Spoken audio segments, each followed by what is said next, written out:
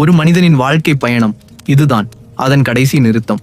தகனம் என்பது உடல் பூமிக்கு திரும்பும் பொழுது உடல் எரிந்தாலும் அதிலிருந்து பிரியும் உயிரின் ஆற்றல் சில நொடிகள் அங்கேயே தங்கும் என்று சொல்லப்படுகிறது. அந்த ஆற்றல் தன்னுடைய அன்புக்குரியவர்களை கடைசியாக அமைதியாக பார்த்து கொண்டிருக்கும் என்ற நம்பிக்கை உண்டு.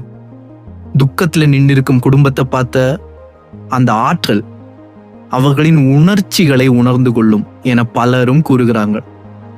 அதனாலதான் இந்த தருணத்தில் யாராவது திரும்பி பார்த்தா அந்த ஆற்றல் அவர்களை பின்தொடரலாம் என்று பழமொழி சொல்கிறது. தீயின் வெப்பமும் அதன் ஒளியும் உடலின் கடைசி பிணைப்பை கரைத்துவிடும். ஆன்மாவுக்கு அப்புறப்பட சிறிது அமைதி தேவை. அந்த அமைதியை குலைக்காம ஆற்றல் மேலே எழும்பிட ஒரு இடம் கொடுக்கணும். அதனாலதான் குடும்பம் திரும்பி பார்க்காம நேரா நடக்க சொல்லப்படுகிறது. அது ஆன்மீக காரணம் மட்டும் இல்லை, மனதையும் காப்பாற்றும் ஒரு நடைமுறையும் தான். திரும்பி பார்த்தால் அந்த தீக்காட்சி வாழ்நாளும் மனதில் பதிந்துவிடும். அதிலிருந்து மனம் மீளவே முடியாது. போனவர்கள் அமைதியாக செல்ல, வாழ்பவர்கள் மன வலிமை பெற திரும்பி பார்க்காமல் நடப்பது ஒரு மரியாதை.